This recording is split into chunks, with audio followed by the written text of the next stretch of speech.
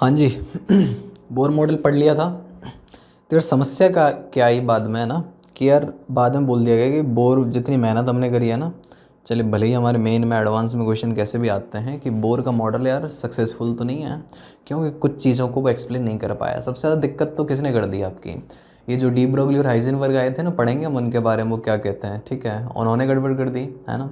Heisenberg ने क्या बोल दिया कि यार तुमने कैसे बता दिया कि एक फिक्स ऑर्बिट में इलेक्ट्रॉन घूम रहा है, और तुमने पूरी कैलकुलेशन करके पटक दी, ये एनर्जी और वो सब इतना, ये सब तुमने निकाल के पटक दिया सारा का सारा। और जबकि उसने ये बताया हाइजेनबर्ग ने अपने आप में कि यार ये तो तुम ऐसे फिक्स ही नहीं कर सकते, तुम्हें पता ही नहीं इलेक्ट्रॉन कहाँ है, ठीक है।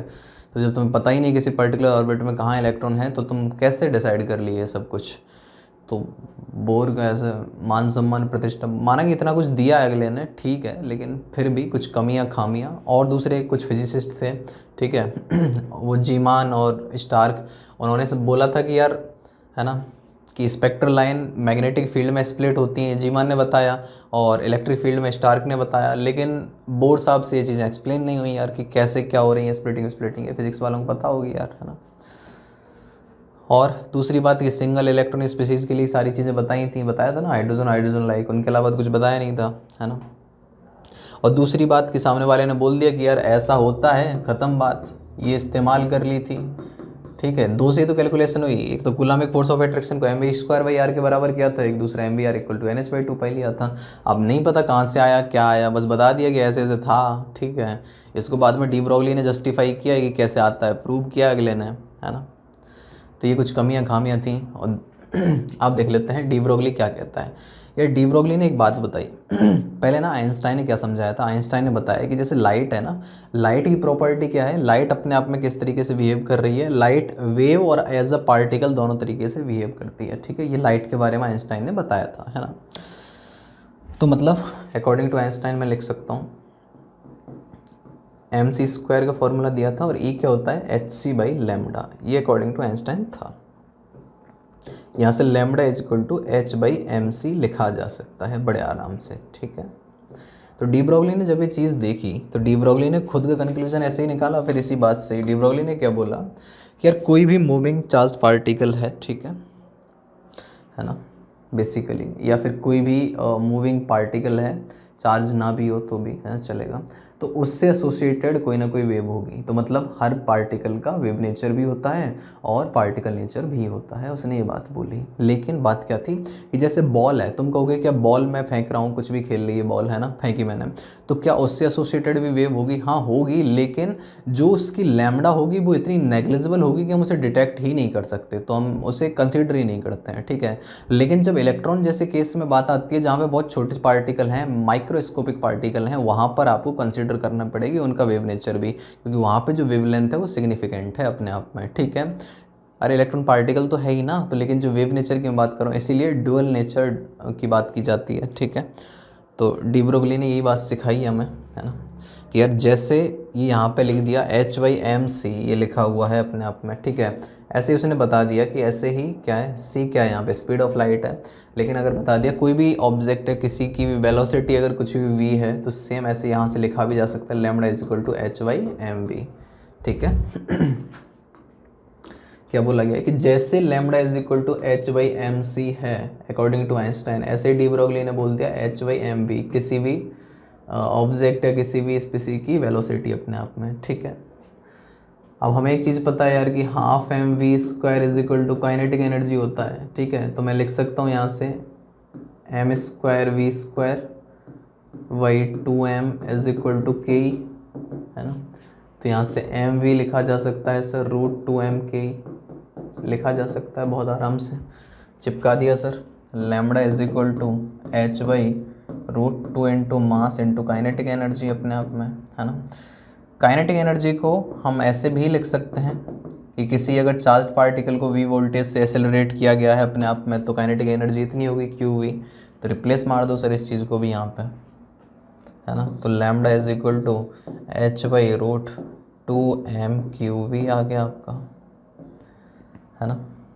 जैसे इलेक्ट्रॉन के लिए अगर कैलकुलेशन करी जाए, तो ये वैल्यू सब पुट कर करा के कि मास ऑफ इलेक्ट्रॉन रख दिया, चार्ज ऑफ इलेक्ट्रॉन कर दिया, h और 2 तो कांस्टेंट है ही अपने आप में, तो यहाँ से लैम्डा जो निकल के आ रहा है वो आ रहा है 12 पॉइंट, हाँ ठीक है, 44/√V एंगस्ट्रॉम समथिंग, है ना। मतलब √150 आता है, वो देख लेना तुम, है ना, इतनी वैल्यू आती है ये, √150/V एंगस्ट्रॉम लैम्डा जो इलेक्ट्रॉन के लिए निकल के आता है। ऐसे हर किसी के लिए लिख सकते हैं। यहाँ पर रेशियो पूछ सकता है किसी के लिए भी कि लैम्डा अल्फ़ा, और इलेक्ट्रॉन के लिए भी पूछा जा सकता है, कुछ भी रख दीजिए। बताइए चलो, लैम्डा अल्फ़ा और लैम्डा इलेक्ट्रॉन के बीच में रेशियो क्या आ जाएगा अकॉर्डिंग टू डी ब्रॉगली। तो सर एच कांस्टेंट है, सब कुछ कांस्टेंट है, ठीक है ना। तो अल्फ़ा के लिए पहली बात तो चार्ज कितना आ जाएगा, ये इन्वर्सली प्रोपोर्शनल है तो इसके रिस्पेक्ट में यहाँ पे नीचे, ठीक है। मास 4 गुना होता है, लेकिन इलेक्ट्रॉन के कंपेरेटिवली तो 1836 गुना प्रोटॉन का मास होता है, और ये प्रोटॉन का 4 गुना मास है। अरे 4He2 मतलब He2+ ही तो अपने आप में अल्फ़ा पार्टिकल है, ठीक है ना। तो मास क्या हो गया, हाँ जी 4 इंटू प्रोटॉन, मास तो इतना ही हुआ ना, प्रोटॉन के मास का 4 गुना, ठीक है। चार्ज कितना है सर, +2 चार्ज है, 2E लिख दिया आपने। इलेक्ट्रॉन की बात करी, इलेक्ट्रॉन का मास कुछ भी, ये 1836 टाइम्स है तो ये 1 टाइम हुआ ना इसका, है ना। और अपने आप में चार्ज कितना है, E है, तो रेशियो नहीं लिखना है वेवलेंथ का, ये आ जाएगा। इस तरह से किसी भी रेशियो को हम लिख सकते हैं, है ना। इस तरह से जब इसके लिए वोल्टेज इतना है तो उसके लिए वोल्टेज इतना है, तो इसके लिए भी लिखा जा सकता है इसी रेशियो से फिर। तो ये आसान सी बात है, कोई टफ नहीं है। तो ये सब डी ब्रॉगली साहब ने ये बात बताई, है ना। क्या बताया कि यार कोई भी मूविंग पार्टिकल है उसके साथ में एसोसिएटेड पार्टिकल है, उसके साथ में वेव भी एसोसिएटेड होगी, ठीक है। और वेव एसोसिएटेड होगी और उसकी वेव की वेवलेंथ जो बताई जाएगी, वो वेवलेंथ का जो फॉर्मूला होगा वो इस तरीके से हम बता देंगे, वो इस तरीके से रिलेटेड है। ये क्या है नीचे, mv क्या है, मोमेंटम ही तो है, तो हम इस तरीके से भी बता देंगे इस चीज़ को, ठीक है ना। और ये काइनेटिक एनर्जी है क्या, डायरेक्ट यहाँ से रिप्लेस करना है। mv क्या है, मोमेंटम है, तो p²/2mv लिख सकते हो is equal to kinetic energy, तो p = √2m/ke, वैसे रिप्लेस कर दो, कोई फ़र्क थोड़ा ना है, ठीक है। इसने एक और समस्या का समाधान किया था, बोर वाली का। क्या किया था इसने दरअसल, कि बोर जी तो बोल के निकल गए कि mvr = nh/2π है। इसका एक्सप्लेनेशन उनके पास में नहीं पता था। मतलब एंगुलर मोमेंटम क्वांटाइज्ड है, ठीक है, लेकिन क्वांटाइज्ड जिस तरीके से इसका एक्सप्लेनेशन नहीं पता, है फॉर्मूला कहाँ से आया ये नहीं पता था, है ना। तो इन्होंने ये फॉर्मूला दिया। इन्होंने क्या बताया, इन्होंने बताया कि जब चूँकि उसका वेव नेचर है, हर पार्टिकल के साथ, हर पार्टिकल का वेव नेचर है, हर मूविंग पार्टिकल का वेव नेचर है दरअसल, तो इलेक्ट्रॉन का भी वेव नेचर ही है, ठीक है, इलेक्ट्रॉन का वेव नेचर है। तो उसने ये बताया कि यार इलेक्ट्रॉन जब वेव नेचर है तो वेव की तरह मूवमेंट कर रहा होगा, है ना, न्यूक्लियस के चारों तरफ वेव की तरह मूवमेंट कर रहा होगा अपने आप में। तो वेव किस तरीके से मूवमेंट करती है, इस तरीके से ही तो मूवमेंट करती है, मतलब समझ जाओ यार, इस तरीके से ना, कैसे, है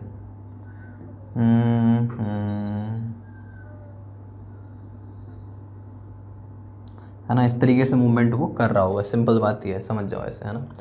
तो इसने क्या बताया, तो है ना कि सरकमफेरेंस है ना 2πr, वो n लैम्डा के बराबर है। क्या मतलब है, n क्या है, n है नंबर ऑफ वेव, ठीक है। मतलब क्या कहने का मतलब है, और साथ में ये ऑर्बिट नंबर भी है, ऑर्बिट नंबर भी, मतलब जो तुम्हारा पहला ऑर्बिट बना, पहला n = 1 वाला ऑर्बिट बना, तो वहाँ पे लैम्डा किसके बराबर है सर, 2πr के बराबर। ये क्या है, 2πr है क्या अपने आप में, सरकमफेरेंस ही तो है, मतलब लैम्डा सरकमफेरेंस के बराबर है। मतलब पहली जो एक वेव बनी तो उसकी वेवलेंथ किसके बराबर है, सरकमफेरेंस के बराबर है। पहली वेव की वेवलेंथ किसके बराबर, सरकमफेरेंस के बराबर है, खत्म बात। समझे नहीं समझे इस चीज़ को, है ना। तो 2πr = n लैम्डा है, तो यहाँ से लिखा जा सकता है क्या, कि लैम्डा क्या होता है आपका h/mv, हमने सीखा, तो 2πr = n/mv लिखा जा सकता है, ठीक है सॉरी, ये हो गया, है ना। तो मैं इनको इधर ले जाऊँ, m v r equal to N H by two pi लिखने में आ गया।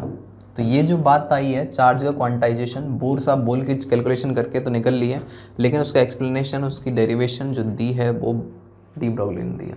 इसमें मिक्स्ड क्वेश्चन भी आ जाते हैं इस चीज़ को लेके, इस फॉर्मूले को लेके क्वेश्चन सबसे ज़्यादा पूछे जाते हैं। तो बात तो वो सही है कि ये रेडियस कौन सी है, रेडियस तो वही है, बोर वाली है, ये आर वही है जो कैलकुलेट वहाँ से करते, तो इसलिए सामने वाला एग्जामिनर पूछता है फॉर्मूला, है ना। बोर रेडियस के बारे में कुछ भी दे देगा, लैम्डा पूछ लेगा यहाँ से, समझ गए, ठीक है।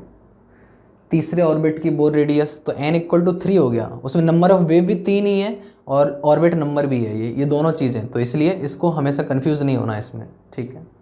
तो वेवलेंथ अगर आपको बतानी है तो वेवलेंथ बता सकते हैं इस फॉर्मूले को इस्तेमाल करके। ये रेडियस वही वाली है, बोर वाली, क्यों? क्योंकि ये फॉर्मूला ही तो इस्तेमाल किया था, यही तो आर, तो रेडियस वही थी, हमने कुछ अलग थोड़ा ना फॉर्मूला बना दिया ये वाला, तो है तो वही चीज़ है। एक्सप्लेनेशन यहाँ से आया है दरअसल इसका, ठीक है ना।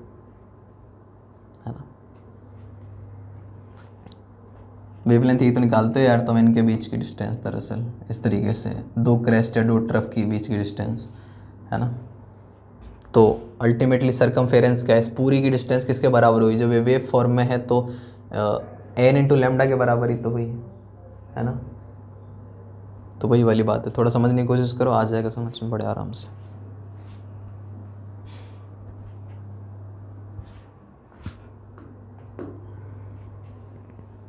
क्या है सर, डी ब्रॉगली ने बात बता दी, है ना। तो ठीक है, यही बात लिखी हुई है यहाँ पे, कुछ नया नहीं है ना। तो डेरिवेशन वाली बात भी मैंने समझा दी तुम्हें, किस तरीके से डेरिवेशन हुआ है, m B are equal to N H by two pi का। आर ध्यान रखना, आर वही है, बोर रेडियस वाली है, तो फॉर्मूला अगर पूछे कुछ भी पूछे तो वो उससे रिलेटेड हो ही जाएगा फिर, ठीक है ना। कि circumference of orbit should be integral multiple of wavelength, मतलब 2 pi r equal to n lambda, जो मैंने बताया आपको, ये बात लिखी हुई है, ठीक है। नोट्स हैं तो मतलब लिखी हुई होनी चाहिए, आप पढ़ो तो।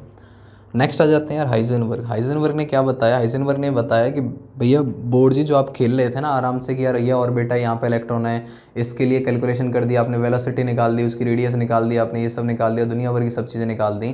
तो ये हाइजेनबर्ग ये कहते थे कि यार आप फिक्स नहीं कर सकते क्या चीज़ साइमल्टेनियसली, आप पोजीशन और मोमेंटम दो चीज़ें साइमल्टेनियसली फिक्स नहीं कर सकते, मतलब दोनों एक्यूरेटली नहीं नाप सकते। अगर आप नापोगे तो उनमें एरर आएगी, और कम से कम कितनी एरर आएगी, वो आएगी सर h/4 पाई के बराबर, कम से कम, ठीक है। ये क्या है, एरर इन पोजीशन, और ये है एरर इन मोमेंटम, कम से कम सर इतनी तो आएगी ही आएगी, इन्होंने बात बोली। तो मोमेंटम को मैं मास कांस्टेंट ले लिया अगर मैंने, तो बाहर निकाल लूँ तो ऐसे लिखी जा सकती है ये चीज़, कम से कम h/4 पाई तो आएगी।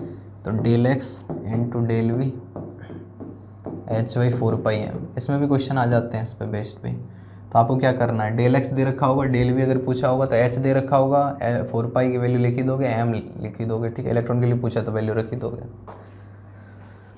तो फार्मूला बेस्ड क्वेश्चन आते हैं, अगर इसमें आएगा तो सब कुछ दे देगा, एक अननोन होगा, पूछ लेगा। तो कोई टफ क्वेश्चन तो है नहीं इस पे बेस्ड, है ना। समझ गए, लॉजिक समझ गए आप, है ना। तो हाइजेनबर्ग ने ये बात समझाई कि यार आप नहीं दोनों चीज़ों को एक साथ नाप सकते, तो आपने बोर ने कैसे दे दिया कि सब कुछ कैलकुलेशन कैसे कर दी। तो हाइजेनबर्ग ने ये बात जब समझाई कि ठीक है सर आप दोनों को साइमल्टेनियसली नहीं नाप सकते, आप सिर्फ अंदाज़ा लगा सकते हो, समझ रहे हो आप, एग्जैक्ट नहीं नाप सकते, आपको पता ही नहीं है उसका पाथ, आप नहीं बता सकते। मतलब जो ऑर्बिट का कॉन्सेप्ट था, ऑर्बिट ही तो बताया था कि ऑर्बिट में फिक्स ऑर्बिट में चक्कर लगा रहे हैं, बोर ने यही तो बात बताई थी और ऑर्बिट को बेस मान के कैलकुलेशन करी थी। तो यार हाइजेनबर्ग ने ये सारी चीज़ें समझा दी कि यार ऑर्बिट नाम की चीज़ तो कुछ है ही नहीं, आप जब बता ही नहीं सकते कि पोजीशन क्या है पर्टिकुलरली इलेक्ट्रॉन की, तो आपने कैसे ऑर्बिट ये सब क्या बता दिया, फिर तो फालतूगिरी है सब एक तरीके से, है ना। तो मतलब आप ये बता सकते हो कि इलेक्ट्रॉन पाए जाने की प्रोबेबिलिटी कहाँ है लगभग, ठीक है। संभावना के बारे में खेला था ये पूरा का पूरा। हाइजेनबर्ग ने जो कंक्लूजन निकाला वो क्या था, वो उसने बताया था कि यार ये प्रोबेबिलिटी आप बता सकते हो कि यहाँ पे इलेक्ट्रॉन पाए जाने की प्रोबेबिलिटी ज़्यादा है, सबसे ज़्यादा है, ये रीज़न है, यहाँ बिल्कुल कम होती जा रही है। इस तरीके से आप बता सकते हो प्रोबेबिलिटी के बारे में। प्रोबेबिलिटी इस्तेमाल करी इसने, हाइजेनबर्ग ने, ठीक है। और इसी पे बेस्ड जब इसकी प्रोबेबिलिटी का कॉन्सेप्ट आया, ठीक है, तो उस पे ही कंक्लूड करके, है ना। अच्छा, जैसे मैं एक बात बताता हूँ आपको, यहीं से ही मैं क्वेश्चन ले लूँ क्या, कि प्रूव करो कि क्यों इलेक्ट्रॉन जो है आपका वो न्यूक्लियस में नहीं हो सकता, है ना। जैसे मैं क्वेश्चन देता हूँ आपको, prove electron can't be in nucleus. तो उसको भी यहाँ से बहुत आराम से प्रूव किया जा सकता है। मतलब इलेक्ट्रॉन अगर न्यूक्लियस में होगा तो डेल एक्स 10⁻⁻15 रेंज का होगा मीटर, है ना, ठीक है। तो क्या आ गया, 10⁻⁻15 into delta V H 6.6 into 10⁻⁻34 4 पाई,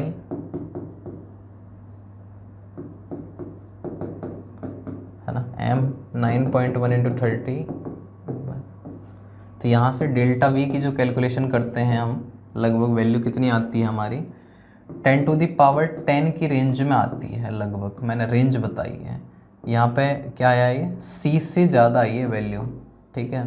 c से ज़्यादा तो हो ही नहीं सकती ना, तो इसलिए मतलब बैक कैलकुलेशन करके प्रूव किया हमने कि हमने मान लिया, पहले हमने मान लिया, हमने क्या माना कि ये न्यूक्लियस के अंदर है, इलेक्ट्रॉन न्यूक्लियस के अंदर है, तभी तो डेल्टा एक्स जो मैंने लिया 10⁻⁻15 मीटर लिया है, तो मैंने मान लिया और उस बात को गलत प्रूव कर दिया, ठीक है। क्योंकि यहाँ पे डेल्टा वी की जो वैल्यू आ रही है 10⁻10 आ रही है, जो नहीं हो सकती, सी से बड़ी वैल्यू नहीं आ सकती।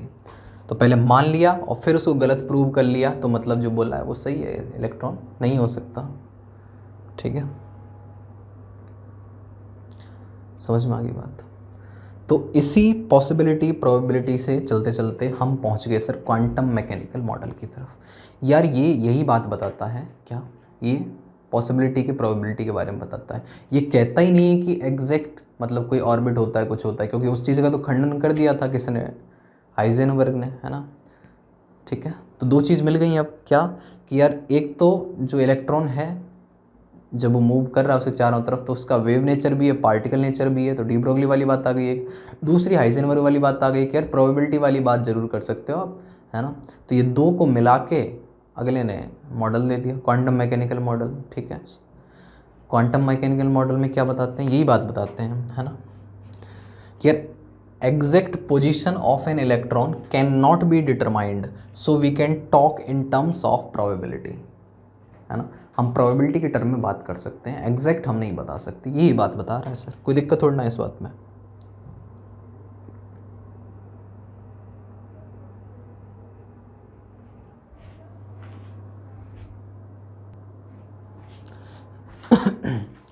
ठीक है। तो यार इसने क्या बताया, प्रोबेबिलिटी का प्रिंसिपल किस तरीके से इस्तेमाल किया इसने बोला कि यार ना हम ऐसी जगह आइडेंटिफाई कर लेते हैं जहाँ पे इलेक्ट्रॉन पाए जाने की प्रोबेबिलिटी जो है वो 90 to 95% है, ठीक है। हम इतनी जगह बता देते हैं कि जहाँ पर इलेक्ट्रॉन पाए जाने की प्रोबेबिलिटी 90 to 95% है। उसी जगह को इन्होंने नाम दे दिया ऑर्बिटल। समझे आप, समझे कि नहीं समझे। तो ऑर्बिटल वाली जो बात निकल के आई वो यही आई, ठीक है। तो जैसे कि ये न्यूक्लियस है आपका, है ना, उसके अगल बगल में जैसे ये इलेक्ट्रॉन डेंसिटी है, अच्छी खासी इलेक्ट्रॉन डेंसिटी है ना, ये इलेक्ट्रॉन डेंसिटी। तो यहाँ पे इलेक्ट्रॉन डेंसिटी बहुत ज़्यादा है, ठीक है। जैसे जैसे डिस्टेंस पे आप दूर जाते जाओगे ये इलेक्ट्रॉन डेंसिटी कम होती जा रही है ना। ज़्यादा है, ज़्यादा वाले रीज़न को ऑर्बिटल नाम दे दिया। तो इन्होंने ऑर्बिट से बिल्कुल नकार दिया कि हम ऑर्बिट से कोई कॉन्सेप्ट लेना देना नहीं है हमें, ठीक है। हम ऑर्बिट वाली बात को मानते ही नहीं, क्योंकि जब वो चीज़ फिक्स है ही नहीं, जब वहाँ पे ऑर्बिट है ही नहीं, तो आप मान कैसे रहे, उसका एक्सप्लेनेशन कैसे है फिर, ठीक है। क्लियर है बात। तो इन्होंने ऑर्बिटल के बारे में चीज़ें समझाई। तो एक एक करके सारे ऑर्बिटल के बारे के जितने भी ऑर्बिटल हैं हम पढ़ेंगे। 4 ऑर्बिटल, ठीक है सर। कौन कौन से, एक S, एक P, एक D, एक F, इनके बारे में बात करेंगे, है ना। ये कैसे होते हैं, कैसे दिखते हैं, कितने इलेक्ट्रॉन इनमें आ सकते हैं, क्या बात है, सारी बात इनके बारे में अभी जानने की कोशिश करेंगे, ठीक है। सबसे पहले एस ऑर्बिटल दिखता कैसा है सर, उसके बारे में बात कर लेते हैं। एस ऑर्बिटल स्फेरिकल है इन शेप, ठीक है। ये एस ऑर्बिटल स्फेरिकल है इन शेप, बिल्कुल एक स्फीयर जैसा है। और स्फीयर जैसा है तो इसलिए नॉन डायरेक्शनल है, क्योंकि किधर भी जाओ इलेक्ट्रॉन डेंसिटी यहाँ के रिस्पेक्ट में, इधर जब गया तो भी उतनी इलेक्ट्रॉन डेंसिटी मिली, यहाँ जब गया तो भी उतनी इलेक्ट्रॉन डेंसिटी मिली, यहाँ गया तो भी उतनी इलेक्ट्रॉन डेंसिटी मिली, यहाँ गया तो भी उतनी इलेक्ट्रॉन डेंसिटी मिली, ठीक है। तो इसलिए नॉन डायरेक्शनल है इन नेचर। और इकलौता ऐसा मैं बोल सकता हूँ, इकलौता ऐसा ऑर्बिटल जो नॉन डायरेक्शनल है वो एस ऑर्बिटल है, ठीक है। न्यूक्लियस के सबसे बाजू में रहता है, क्लोजेस्ट टू द न्यूक्लियस है ना। It can accommodate maximum 2 electrons, तो एक ऑर्बिटल में मैक्सिमम 2 इलेक्ट्रॉन आ सकते हैं इस तरीके से, ठीक है। ये 2 इलेक्ट्रॉन है। और ये उल्टा सीधा दिखाने का मतलब क्या है, ये इनकी स्पिन है दरअसल इलेक्ट्रॉन की। एक को हमने क्लॉकवाइज दिखा दिया, एक को एंटी क्लॉकवाइज, ठीक है। इस तरीके से ये दिखाने का तरीका होता है इनका। ऐसे ही मैं अगर बात करता हूँ पी ऑर्बिटल की, तो पी दरअसल 3 है सर, पी ऑर्बिटल्स हैं। एक पी एक्स एक ऑर्बिटल है, पी बाई एक ऑर्बिटल है, पी जेड एक ऑर्बिटल है।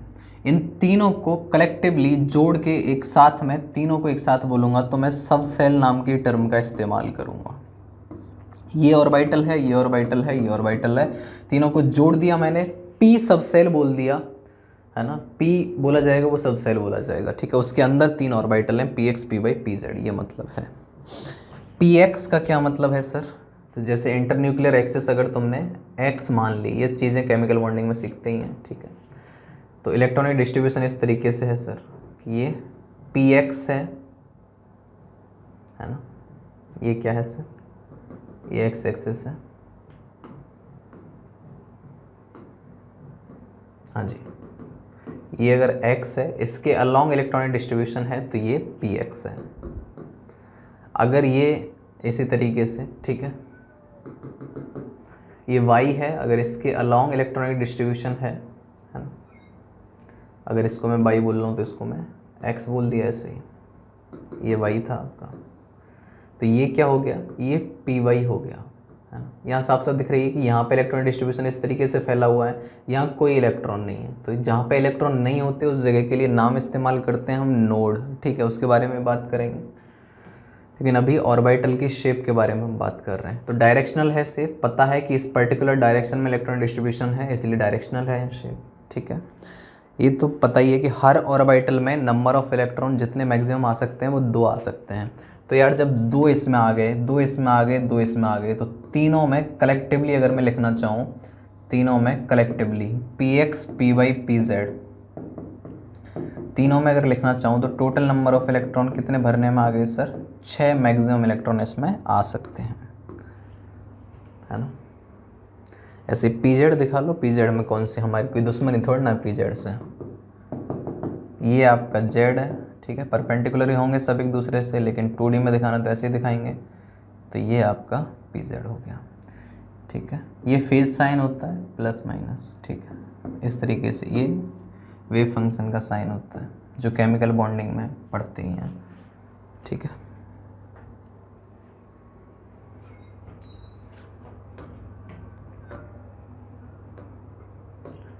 आ जाते हैं डी ऑर्बिटल की तरफ। ये सारे डायरेक्शनल हैं। डायरेक्शनल का मतलब है किसी पर्टिकुलर डायरेक्शन में इलेक्ट्रॉन डिस्ट्रीब्यूशन है सर, ठीक है। यहाँ पे 5 हैं, D X Y, D Y Z, D Z X, D X square S Y square और डी जेड स्क्वायर, ठीक है। ये 3 एक जैसे, ये 2 एक जैसे। शेप में बात कर रहा हूँ, हैं सारे के सारे, है ना, डी।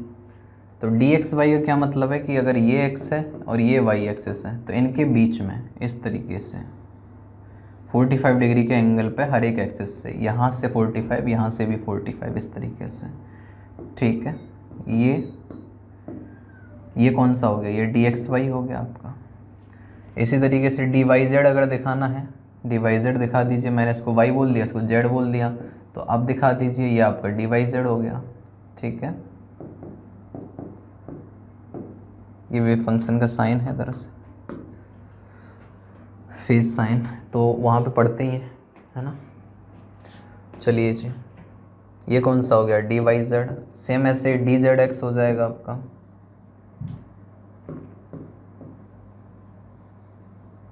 ये x है और ये z है, तो ठीक है, dz(x) हो गया आपका। अब आ जाते हैं dx² y²। ये किस तरीके से है कि सर अगर ये x एक्सिस है और ये y एक्सिस है तो इन पे फैला हुआ, इन पे एक्सिस पर, ठीक है, एक्सिस पर फैला हुआ है ना, ये क्या है आपका dx² y² है। और dz² किस तरीके से है सर, dz² इस तरीके से है, हाँ जी, ये z एक्सिस है सपोज ये वाली, ठीक है, तो dz² इस तरीके से है z पर ये, और यहाँ पे एक रिंग xy प्लेन में, ठीक है, ये xy प्लेन जो है आपका उसमें रिंग है ना, रिंग आपकी xy प्लेन में, ठीक है। चलिए जी, ये हमने शेप ऑफ ऑर्बिटल की बात कर ली, सब डायरेक्शनल है अपने आप में। हर एक ऑर्बिटल में 2 इलेक्ट्रॉन आते हैं, तो 5 हैं डी वाले, तो मैक्सिमम नंबर ऑफ इलेक्ट्रॉन कितने आ सकते हैं, 10। इसमें 2, इसमें 2, इसमें 2, इसमें 2, इसमें 2, सब में 2 2 2 2 2 2 2, ठीक है, बढ़िया बात। एफ के बारे में हम पढ़ते नहीं हैं, थोड़ी कॉम्प्लेक्स स्ट्रक्चर है, लीफ लाइक होती है, बस हमें इतना पता है, इतना रखते हैं हम कि एफ के 7 ऑर्बिटल हैं, हर एक में 2 इलेक्ट्रॉन आ सकते हैं, एक ऑर्बिटल में मैक्सिमम इलेक्ट्रॉन 2 आ सकते हैं, तो 7 में कितने आ गए, 14। बस इतनी काम की बात, इतनी साधारण सी बात है ना। ये ऑर्बिटल्स के बारे में हमने चीज़ें देखी। आगे कुछ बात करते हैं सर कि ऑर्बिट और ऑर्बिटल में डिफरेंस क्या है। ऑर्बिट बोर वाला और ऑर्बिटल ये आपका वेव मैकेनिकल मॉडल वाला है ना। इसमें क्या था, एक फिक्स पाथ था जिसमें इलेक्ट्रॉन रिवॉल्व कर रहा था। यहाँ पे हम क्या कह रहे हैं कि यार ऐसा एरिया, ऐसा स्पेस अराउंड द न्यूक्लियस, ऐसा 3D स्पेस, ठीक है, 3D है ये अपने आप में, ऐसा 3D space around the nucleus जहाँ पे इलेक्ट्रॉन पाए जाने की प्रोबेबिलिटी मैक्सिमम है, मतलब 90-95% है। ये 3D है, ये 2D था एक, ठीक है, एक फिक्स पाथ था, गोल गोल वाला सर्कुलर पाथ था बेसिकली, है ना। और ये तो अलग अलग शेप में हमने देखे ही हैं अभी कि कोई स्फेरिकल है, कोई कैसा है, कोई कैसा है, ठीक है ना, कोई डंबल है, कोई डबल डंबल है, कोई ऐसे लीफ लाइक है, सब अलग अलग शेप के देखे हमने अभी, SPDF। यहाँ पे ये नॉन डायरेक्शनल थे, यहाँ पे डायरेक्शनल हैं, लेकिन एस जो है वो नॉन डायरेक्शनल है। एस क्या है, स्फेरिकल है, वो नॉन डायरेक्शनल, ये बात हमने करी ली। तो इस फील को समझो, आप समझो कि ऑर्बिट और ऑर्बिटल में डिफरेंस क्या क्या है, ठीक है ना। Maximum number of electron in an orbit 2n², ठीक है, इस बात को भी सीख लेंगे, अभी समझ लेंगे, मैं प्रूव कर दूंगा इसको भी, ठीक है। और लेकिन एक ऑर्बिटल में 2 इलेक्ट्रॉन आ सकते हैं, है ना। n क्या है, nth ऑर्बिट, इसका कहने का मतलब है कि यार पहले ऑर्बिट में 2 ही इलेक्ट्रॉन होंगे, दूसरे में कितने होंगे सर 8, फिर तीसरे में इस तरीके से, है ना, मैं बता दूंगा कैसे उसको, अभी जब क्वांटम नंबर सीखेंगे वहाँ ये बात प्रूव हो जाएगी। ऑर्बिट को ही शेल बोलते हैं, मैंने लिखा भी था उस टाइम पे जब मैं सिखा रहा था आपको, ठीक है। और ग्रुप ऑफ सेम ऑर्बिटल, जैसे p सब सेल है, उसमें क्या है सर, px py pz, ठीक है, सेम एनर्जी वाले डिजनरेट बेसिकली, ये सब सेल, p सब सेल है, और ये सब ऑर्बिटल हैं, ये ऑर्बिटल हैं, ये ऑर्बिटल्स हैं सब, ठीक है। ऐसे d में d सब सेल है अपने आप में, और dxy dyz dzx dx² y² dz², ये सब ऑर्बिटल्स हैं, ठीक है, ये सब क्या हैं, पांचों के पांचों क्या हैं, ऑर्बिटल्स हैं। फर्क समझ में आ गया, डी सब सेल बोला जाएगा, लेकिन इसके हिस्सेदार ये सब अपने अपने ऑर्बिटल्स हैं, ठीक है।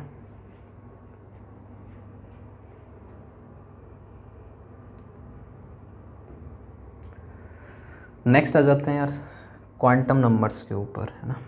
क्वांटम नंबर्स जैसे ना, एक श्रोडिंगर इक्वेशन है हमारी, श्रोडिंगर इक्वेशन क्या है sir, del² psi del(x² plus del² psi del(y² plus del² psi del(z² plus 8π² m/h² e - v into psi equal to 0। Sir psi क्या है, दरअसल यहाँ पर साई वेव फंक्शन है, साई है क्या सर? साई वेव फंक्शन है जो कि बेसिकली है क्या? एम्पलीट्यूड ऑफ वेव है।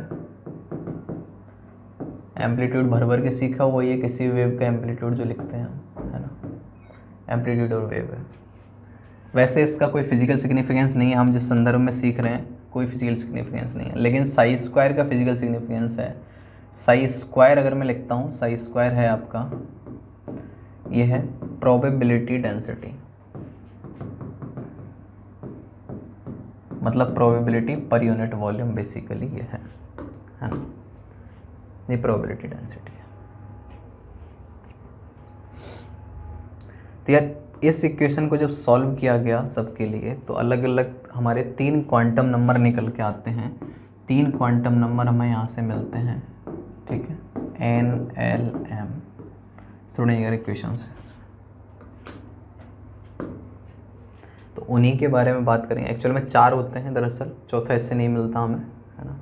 तो इन्हीं क्वांटम नंबर के बारे में बात करेंगे। क्वांटम नंबर है क्या? दरअसल कोई भी इलेक्ट्रॉन है उसकी एग्जैक्ट लोकेशन बताने के लिए कौन सा इलेक्ट्रॉन कहाँ, मतलब ऐसी बात है कि मान लो कि किसी गांव में बिल्कुल एकदम घर में छुपा बैठा है किसी में इलेक्ट्रॉन, तो हमें पहुंचना है उस इलेक्ट्रॉन तक, ठीक है। तो हम कैसे पहुँचें? तो पहले आइडेंटिफाई किया जाएगा यार कि कौन सा स्टेट है, फिर कौन सा डिस्ट्रिक्ट है, फिर डिस्ट्रिक्ट के बाद में पोस्ट कौन सी है, पोस्ट के बाद में कौन सा गांव है, ठीक है। इस तरीके से स्टेप बाय स्टेप वहाँ पे पहुँचा जाएगा। तो वही वाली बात है, यही क्वांटम नंबर है एक तरीके से, जो मैंने बताया आपको भी, है ना, जो मैंने स्टेट, डिस्ट्रिक्ट, पोस्ट ये सब बताया, ये क्वांटम नंबर से ही रिलेट हो जाएंगे अपने आप, ठीक है। जैसे मैं आपको एक एग्जांपल के थ्रू समझाऊं कि सपोज कोई इलेक्ट्रॉन ऐसे लिखा हुआ है हमने, है ना, ऐसे 3p3 है, ठीक है। मतलब ये कोई इलेक्ट्रॉन है, किसी एक इलेक्ट्रॉन की बात कर रहे हैं, p में किसी एक इलेक्ट्रॉन की बात कर रहे हैं हम, ठीक है, इस वाले इलेक्ट्रॉन की। तो इस तक पहुंचना है, ये है क्या, इसकी आइडेंटिटी क्या है, उसके बारे में हम क्वांटम नंबर बताते हैं। सबसे पहले आपको 3 पे पहुंचना पड़ेगा, फिर p पे पहुंचना पड़ेगा, इस तरीके से आप जाते जाएंगे तब आप पहुंचेंगे इस तक, ठीक है। ये समझाने का मतलब है ना।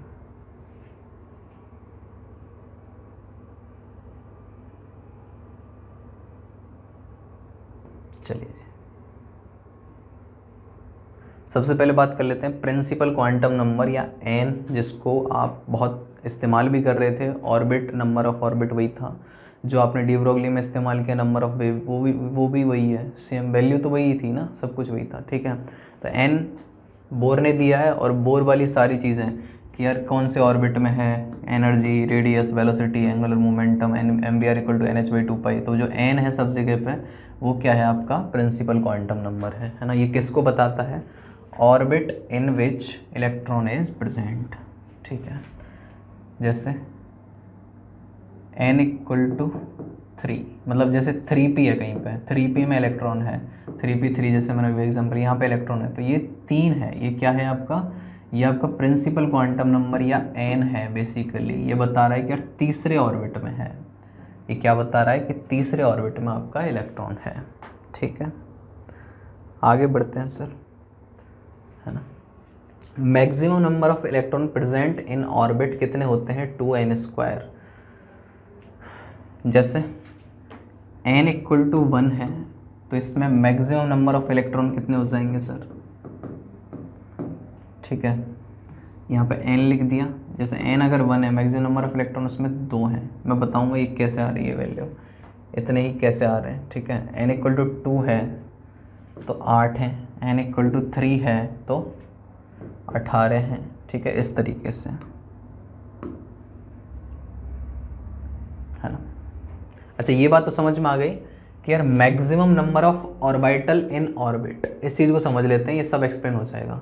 Maximum number of orbital in orbit, ठीक है, इसको समझते हैं कैसे ये n² है।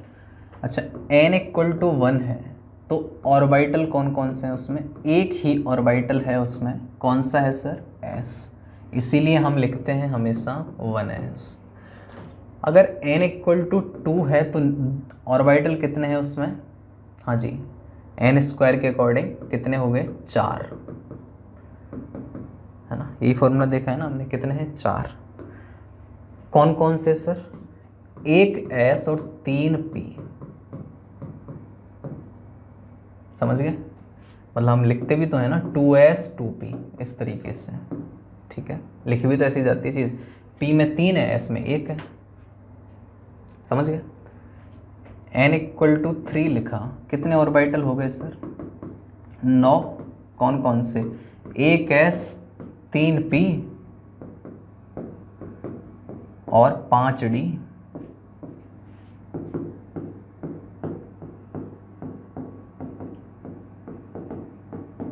ठीक है, 5d हो गए ना, तो इसलिए 3s भी आ जाता है, 3p भी आ जाता है और 3d भी आ जाता है यहाँ पर, है ना। अब वो बात तो क्लियर हो गई ना कि अगर नंबर ऑफ ऑर्बिटल किसी भी ऑर्बिट में कितने हैं, n² है, तो नंबर ऑफ इलेक्ट्रॉन 2n² हो ही जाएंगे, क्योंकि हर ऑर्बिटल में 2 इलेक्ट्रॉन आएंगे।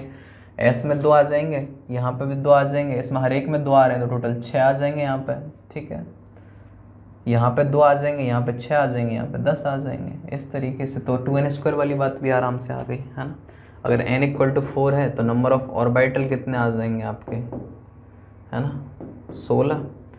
तो ये तो है ही, 1s 3p, मतलब p के 3 है बेसिकली, है ना, d के 5, f के 7, तो ऐसे करके 9 और 7 16, ठीक है। तो इसीलिए यहाँ पे हम लिख 4s भी आ जाता है, 4p भी आ जाता है, 4d भी आ जाता है, 4f भी आ जाता है, तो ये सब आ जाते हैं। ये मतलब था समझाने का, कहने का, क्या कह रहे हैं, है ना। नंबर ऑफ सब सेल किसी ऑर्बिट में कितने हैं, n है।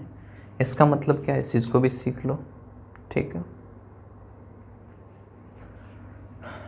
हाँ, यही तो था यार, अलग से क्या बताना है इसमें।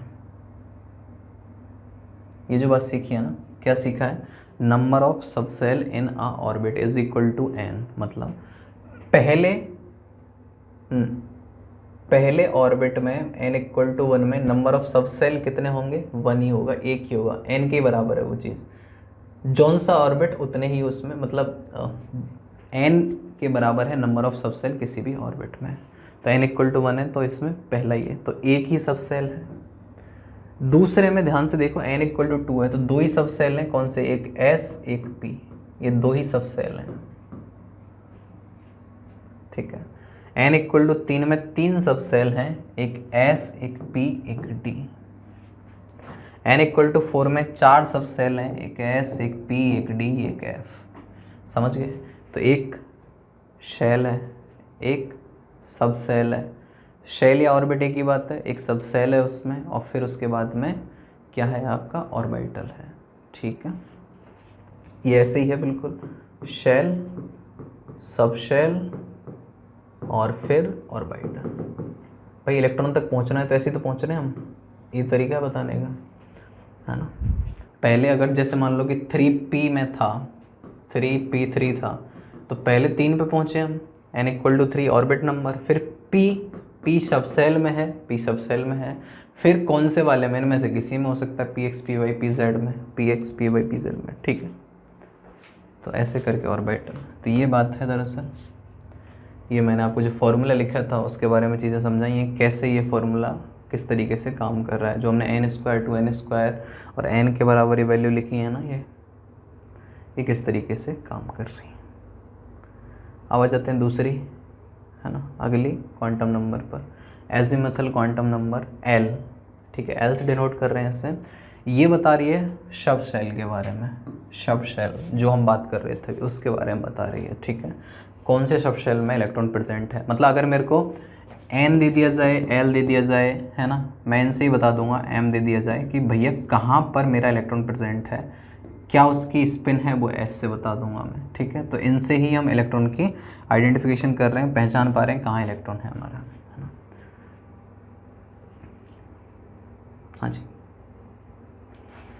नंबर ऑफ सब शेल, ये बात हमने देखी अभी, नंबर ऑफ सब शेल किसके बराबर है, n के बराबर है, ठीक है।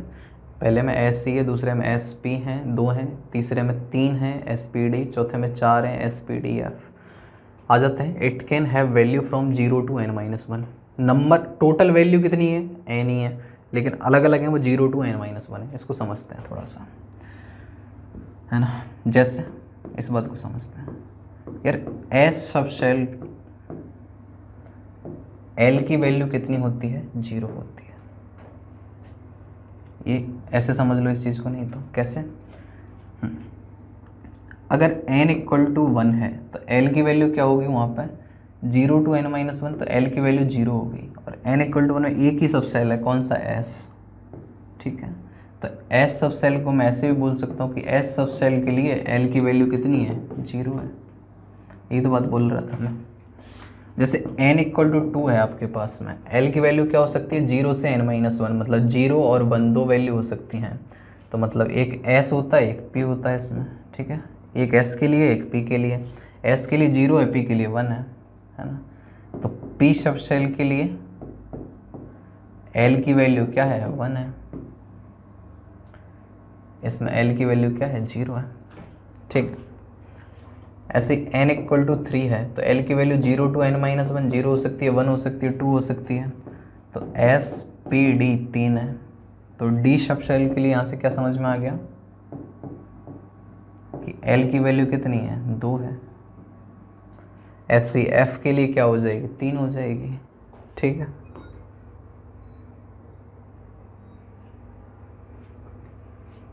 यहाँ लिख देता हूँ मैं, n इक्वल टू 4, l की वैल्यू 0 1 2 3, ठीक है। तो कौन से, s p d f, है ना। तो f सब सेल के लिए l की वैल्यू क्या हो गई आपकी, 3 हो गई, ख़त्म बात। ये सीन है।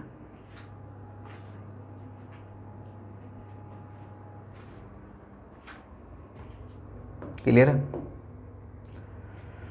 अब देख लीजिए, number of orbital in a subshell, किसी भी सबसेल में कितने ऑर्बिटल होंगे। जैसे s में क्या था, एक ही ऑर्बिटल था s। p में 3 थे, कौन कौन से सर, हाँ जी, px py pz थे। d में 5 होते हैं, dxy dyz dzx dx square Y square dz square, ठीक है। ऐसे f में 7 होते हैं सर, है ना। तो वही बात बता रहा है कि कितने ऑर्बिटल हैं किसी सब शेल में, है ना। तो s में मैंने बोला कि एक है यार, यहाँ पे 3 है, यहाँ पे 5 है, यहाँ पे 7 है, ठीक है। तो फॉर्मूला क्या है इनको डायरेक्ट लिखने का, 2l+1, ठीक है, क्योंकि 2l+1 है। तो s के लिए l की वैल्यू 0 है, तो 0 वैल्यू पुट की, 1 आ गया, 1 ही आया। p के लिए l की वैल्यू 1 है, तो 2 1 से 2 और 2 + 1 3, 3 आ गए, ये है 3। d के लिए l की वैल्यू 2 है, तो 2 × 2 4 + 1 5, 5 आ गए, ये 5 है। ऐसे ही l की वैल्यू 3 है f के लिए, तो 3 दूनी 6 और 1 7 है, ठीक है। और जबकि हर ऑर्बिटल में 2 इलेक्ट्रॉन आ सकते हैं, ठीक है, और नंबर ऑफ ऑर्बिटल है 2l+1, तो हर ऑर्बिटल में 2 इलेक्ट्रॉन आ सकते हैं। तो किसी सब सेल में टोटल इलेक्ट्रॉन कितने हो गए, 2 × 2l+1 हो गए कि नहीं हो गए, है ना, ठीक है। अच्छा, ऑर्बिटल एंगुलर मोमेंटम क्या है, h/2π। ऑर्बिटल एंगुलर मोमेंटम क्या है,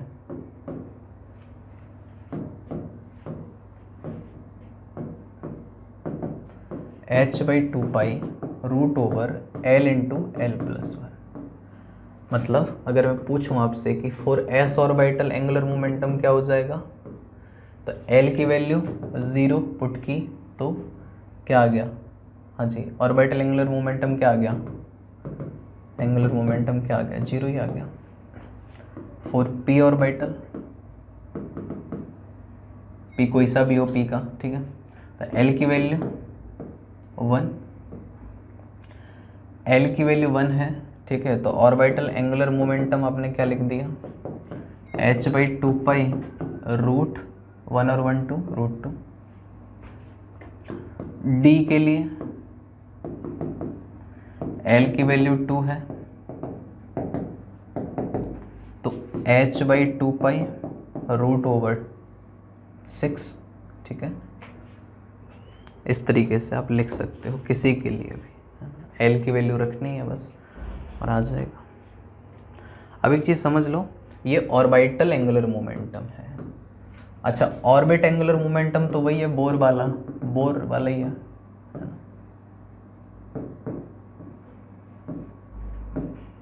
बोर वाला ही है वो तो। कौन सा? mvr इक्वल टू NH/2 जो था आपका, ये बोर वाला ही है। तो फर्क क्लियर रहना चाहिए, बिल्कुल एकदम कंफ्यूज नहीं होना है, ठीक है।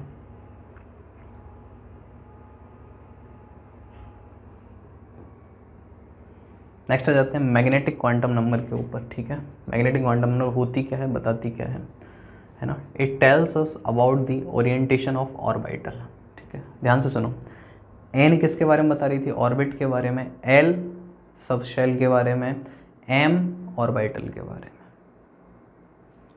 एक दूसरी तीसरी स्टेप बाय स्टेप बढ़ते जा रहे हैं, ये इसके बारे में बता रही है।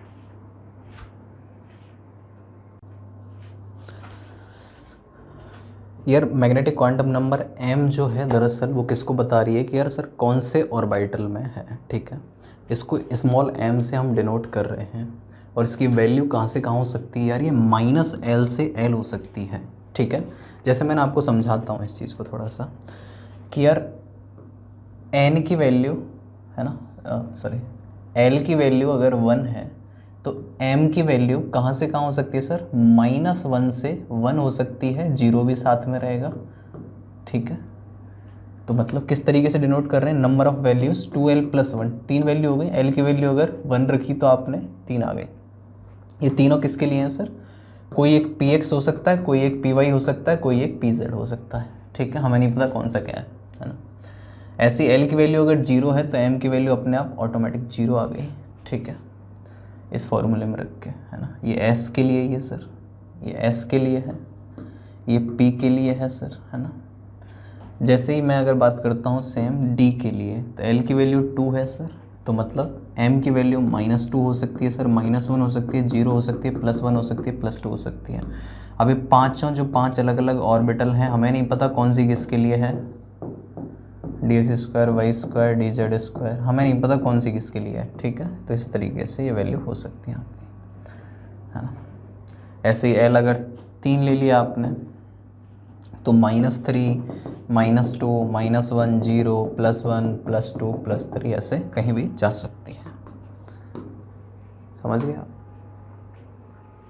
ये कहने का मतलब है कि m किस तरीके से वेरी कर रहा है और उसका कैसे कोरिलेशन है, ये बात करी हमने। Total number of orbitals in nth shell, ये हमने देख ही लिए, n² के बराबर, है ना। ये तो मैंने बता ही दिया आपको। 2l + 1 total number of orbitals, ये भी हम डिस्कस कर चुके हैं, ठीक है।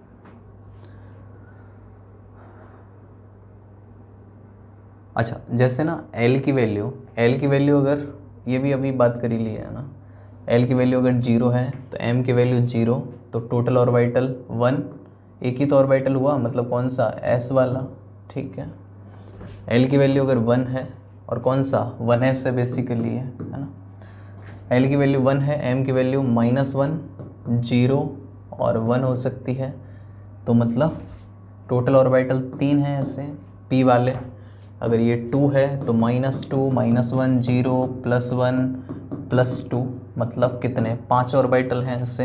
ये 3 है अगर तो -3, -2, -1, 0, +1, +2, +3 ऐसे 7 हैं सर ये ऑर्बिटल। यही बात तो हमने सीखी, वही बात है, गोल गोल घूम रहे हैं बस, है ना। अब समझ में आ गया ये आपस में। अब ये फॉर्मूले जो बेसिक फॉर्मूले याद भी हो गए होंगे, है ना। नेक्स्ट आ जाते हैं स्पिन क्वांटम नंबर के आगे। इसको स्मॉल s मतलब s से रिप्रेजेंट कर रहे हैं दरअसल, है ना। ये स्पिन को बताती है दरअसल, इलेक्ट्रॉन के स्पिन को बताती है ना।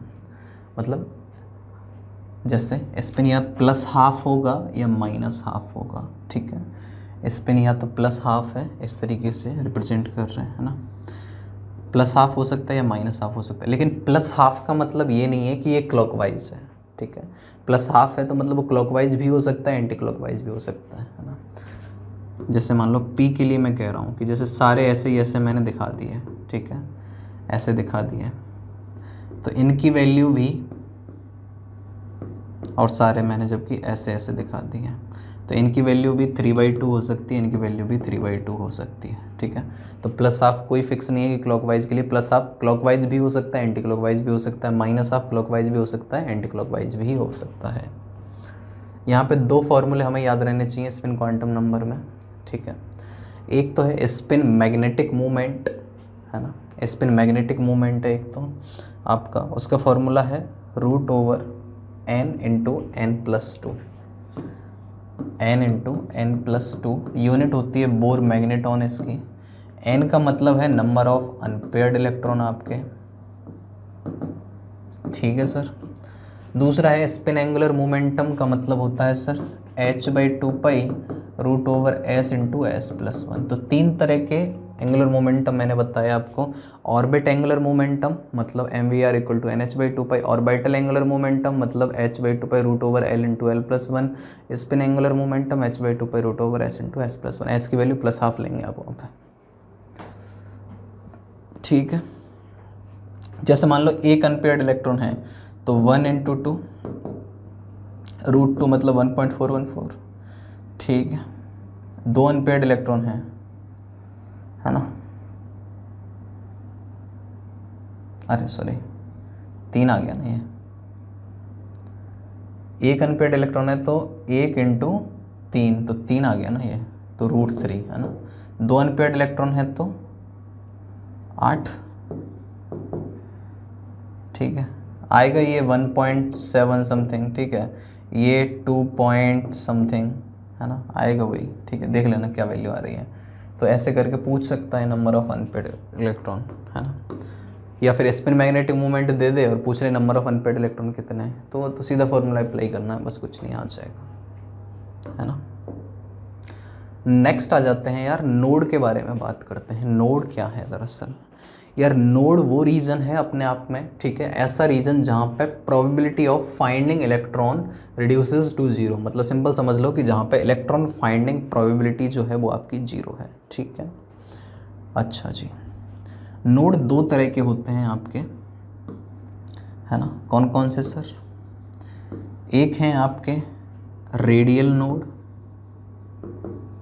जिसको स्फेरिकल नोड भी बोल देते हो आप कभी कभी, है ना। दूसरा है सर आपका एंगुलर नोड, ठीक है सर। एक क्या है आपका रेडियल नोड, दूसरा है आपका स्फेरिकल नोड, है ना। मैंने क्या बोल दिया, एक रेडियल नोड, दूसरा आपका एंगुलर नोड, ठीक है ना।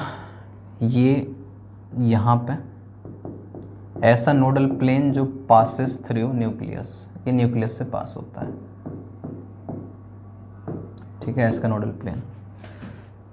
और रेडियल नोड या स्फेरिकल नोड ये बताता है कि यार जैसे मान लो कि अगर मैं s ऑर्बिटल दिखा रहा हूँ तो ये बता रहा है कि इसमें कहाँ पर, ये जैसे s है और ये जैसे 2s है ना, ये s है ये 2s है, तो ये बता रहा है कि जो बीच में जो खाली जगह जहाँ पे इलेक्ट्रॉन फाइंडिंग प्रोबेबिलिटी है ही नहीं, तो वहाँ पे एक नोड है आपका, स्फेरिकल नोड है, ये पूरा का पूरा स्फेरिकल नोड है आपका। इतनी डिस्टेंस पे, सपोज ये न्यूक्लियस था आपका, उससे इतनी डिस्टेंस पे आपका कोई नोड है, ये इस बात को समझा रहा है रेडियल नोड, ठीक है।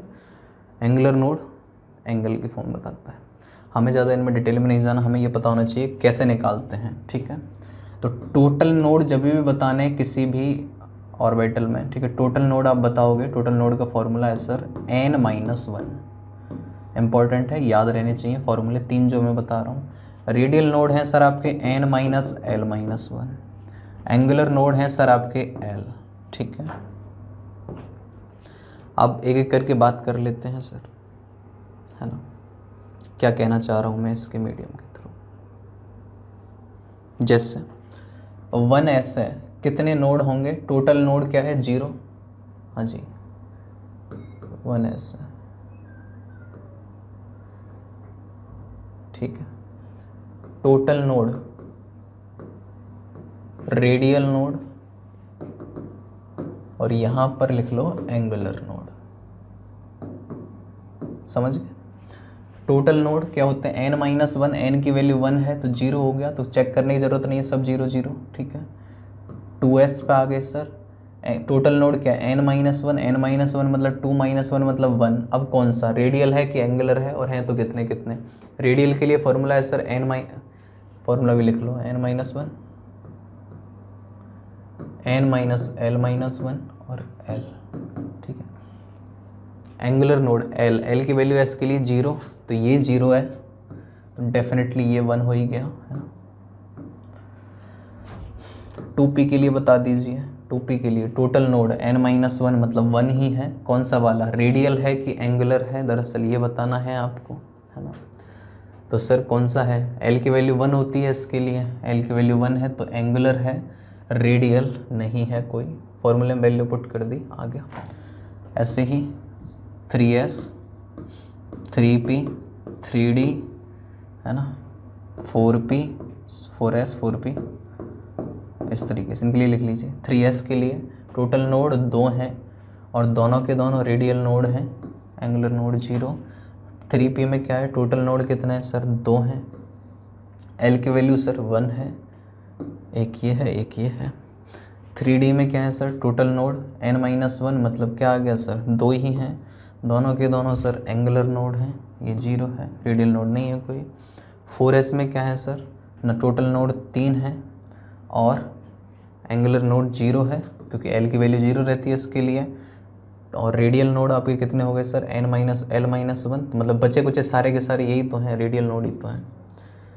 4p में बात करते हैं तो टोटल नोड सर 3 हैं आपके, टोटल नोड 3 हैं। एंगुलर नोड कितने हो गए सर, हाँ जी, एंगुलर नोड l, p के लिए l की वैल्यू 1 है, तो ये 1 है, तो ये 2 हो गए, ख़त्म बात। तो इस तरह से आप total node, angular node, radial node निकाल सकते हो बड़े आराम से, निकल जाएंगे हर एक के लिए, हर ऑर्बिटल के लिए कैलकुलेशन लिख सकते हो। नेक्स्ट आ जाते हैं यार अपन इलेक्ट्रॉनिक कॉन्फ़िगरेशन के ऊपर, ठीक है। इलेक्ट्रॉनिक कॉन्फ़िगरेशन जो लिखते हैं हम अकॉर्डिंग टू अफबाउ, जो लिखते हो ना कि 1s 2s 2p 3s 3p, इस तरीके से जो लिखते जाते हो वो किस तरीके से आ रहा है, कौन कौन से रूल्स फॉलो करने पड़ रहे हैं। सबसे पहले ये इंपॉर्टेंट है, क्वेश्चन इससे बन जाता है, ठीक है। सब हर चीज़ इंपॉर्टेंट है यार, है ना। अभी तो 2 लेक्चर हैं, तुम बोलते हो इसमें क्या इंपॉर्टेंट है, इसमें भी पाउलीज एक्सक्लूजन प्रिंसिपल क्या कहता है, ये कहता है कि जैसे मैं अगर एग्जांपल लेता हूँ सर 4s, तो 4s में सर आपके 2 इलेक्ट्रॉन होंगे, एक इस तरीके से होगा, एक इस तरीके से होगा, है ना।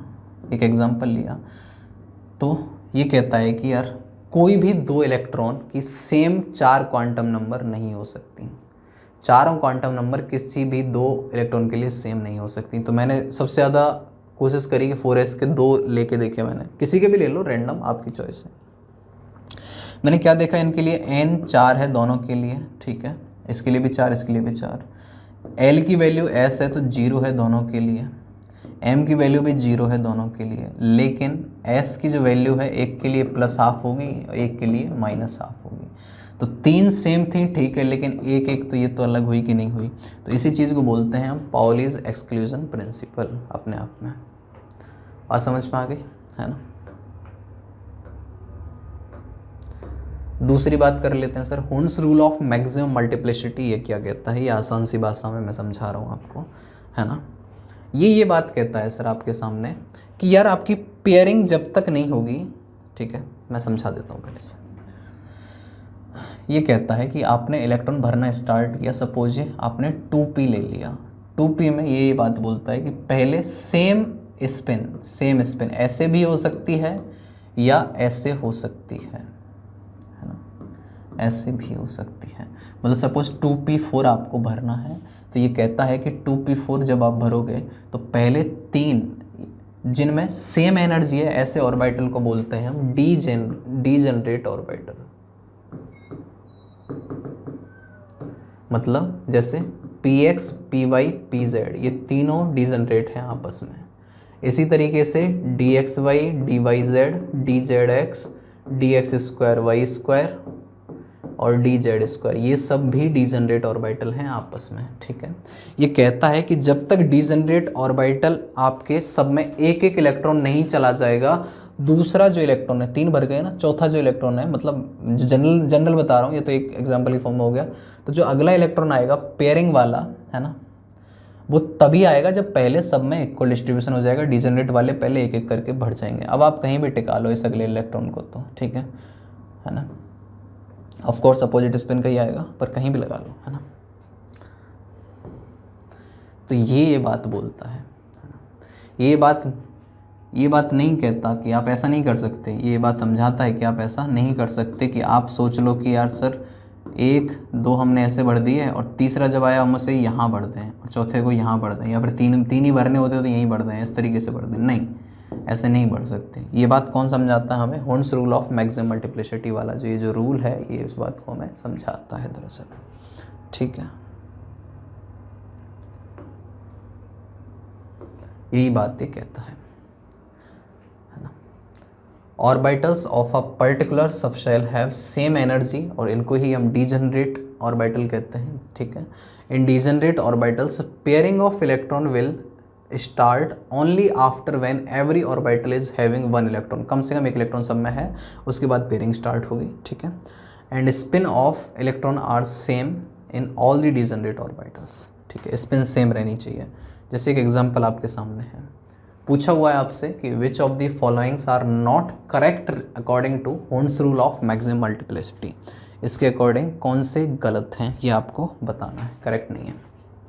तो जो इसको वॉयलेट कर रहे हैं ये कर रहा है ना, ये कर रहा है क्योंकि इन दोनों की स्पिन सेम है, इसकी भी वही होनी चाहिए थी। यहाँ पे पेयरिंग पहले ही होगी, यहाँ नहीं पहुँचा, ये भी कर ही रहा है। यहाँ पे सही है, पहले सेम स्पिन वाले एक एक करके भरे फिर वो है, लेकिन हमसे पूछा है कि नॉट करेक्ट, ठीक है। ये भी सही है, पहले सेम स्पिन वाले एक एक भरे फिर पेयरिंग हुई, ये भी सही है। तो ये सिर्फ गलत कौन से हैं? ये आपके गलत हैं, यही पूछे थे आपसे। तो इस तरीके से हम बता सकते हैं कि होर्न्स रूल ऑफ मैक्सिमम मल्टीप्लिसिटी कहता क्या है, कहना क्या चाहता है, ठीक है।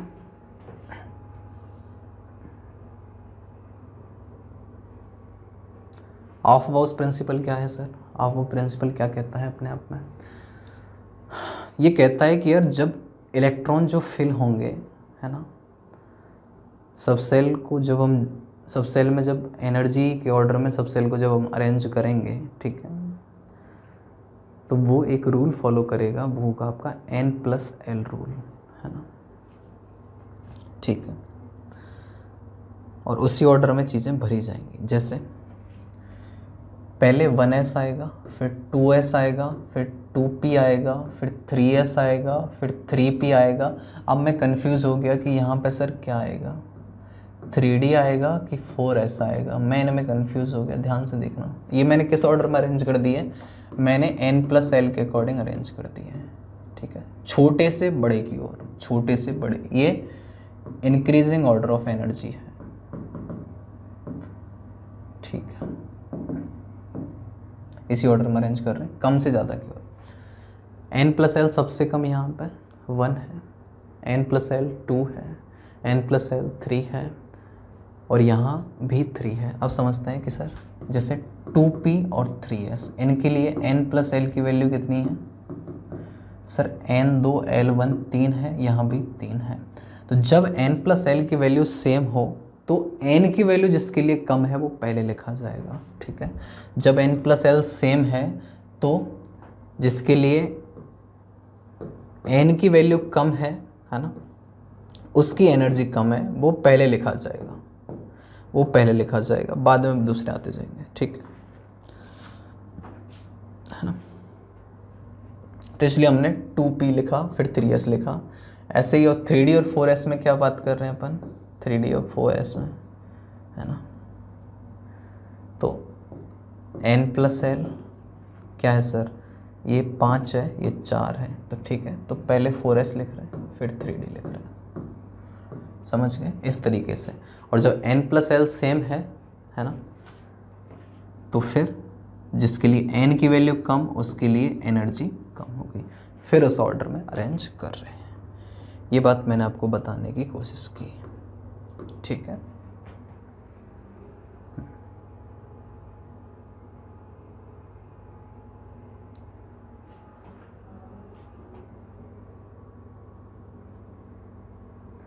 The subcell with lower value of n+l has lower energy and it should be filled first, ठीक है, पहले वो भरने में आएगा, if two subshell have same value of n plus l, then the subshell with lower value of n has lower energy and it should be filled first। जो बात बता दी मैंने आपको।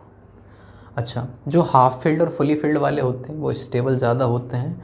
उसके पीछे दो रीज़न हमारे होते हैं। पहला, एक तो इनका सिमेट्रिकल अरेंजमेंट, ठीक है, और दूसरी होती है sir exchange energy. Exchange energy, इससे क्या होता है, सिस्टम की एनर्जी कम हो जाती है, और किसी भी सिस्टम की एनर्जी अगर कम हो जाए तो उससे वो स्टेबल है अपने आप में, ठीक है, क्योंकि एक्सचेंज एनर्जी रिलीज होती है, ठीक है। तो जितना ज़्यादा एक्सचेंज अवेलेबल होंगे बहुत आराम से, उतनी ही ज़्यादा क्या होगी, एक्सचेंज एनर्जी होगी, रिलीज होने वाली एनर्जी होगी, तो सिस्टम की एनर्जी कम हो जाएगी तो मतलब स्टेबिलिटी बढ़ जाएगी। कुछ एग्जांपल आपके सामने ये हाफ फील्ड फुली फील्ड वाले बताने की क्या है। जैसे CR है, CR का इलेक्ट्रॉनिक कॉन्फ़िगरेशन आप लिखते हो सर, है ना, 3D10 लिखते हो यहाँ पे आप, सॉरी 3D5, यहाँ आप लिखते हो 3D10, तो वो इसीलिए लिख रहे हो, है ना, ठीक है। क्यों लिख रहे हो आप ये हम इसीलिए लिख रहे हैं क्योंकि ये स्टेबल है अपने आप में, ये अपने आप में स्टेबल है। स्टेबल होने के रीज़न क्या हैं सर, सिमेट्रिकल है और दूसरा एक्सचेंज एनर्जी ज़्यादा है, ठीक है, ये बात है, सिमेट्रिकल है और एक्सचेंज एनर्जी ज़्यादा है ना। ये चीज़ें हैं, इलेक्ट्रॉनिक कॉन्फ़िगरेशन हमने सीख लिया, ये सारी चीज़ें मोर और लेस कवर हुई गई हैं, ठीक है। अब एक इसमें लास्ट चीज़ बचती है कि हम कैसे साई स्क्वायर उनके प्लॉट दिखाएं आपको, वो एक लास्ट चीज़ बच रही है। अब उसकी बात करते हैं, वो इम्पोर्टेंट है, उसके क्वेश्चन भी पूछे जाते हैं। तो जो बातें रह गई हैं उन्हें ख़त्म करते हैं, और वो चैप्टर में पूछ लिया जाता है ना। देखिए क्या कह रहा हूँ मैं आपसे कि जो आपने वेव फंक्शन आप लिख रहे हो, ठीक है, साई, है ना, ये r थीटा फाई क्या है ना, कोऑर्डिनेट है, दरअसल कोऑर्डिनेट सिस्टम है ना, रेडियल कोऑर्डिनेट सिस्टम में लिख लो, है ना, पोलर कोऑर्डिनेट सिस्टम जिसको बोला जाता है। XYZ आप नॉर्मली दिखाते हो, ठीक है, मैं रिलेशन बता देता हूँ उनमें क्या रिलेशन होता है। एक तो XYZ आप नॉर्मली दिखाते हो, कार्टेशियन कोऑर्डिनेट बोलते हैं इनको, है ना, और इनको अगर आप r थीटा फाई से रिलेट करते हो, ठीक है, तो Z equal to r cos theta, x equal to r cos theta sine phi, y equal to r sine theta sine phi, यही शायद रहता होगा, वो निकालना पड़ता है, वो निकल जाएगा, ठीक है, देख लेना कि चेक भी कर लेना, शायद सही नहीं है, मैं उसमें नहीं पढ़ रहा, ठीक, निकालते कैसे आप समझ लीजिए, है ना, कि यार ये दो टुकड़ों से मिलके बना हुआ है, दो हिस्से हैं इसके, एक रेडियल पार्ट और एक एंगुलर पार्ट। ये रेडियल पार्ट है आपका, ये आपका एंगुलर पार्ट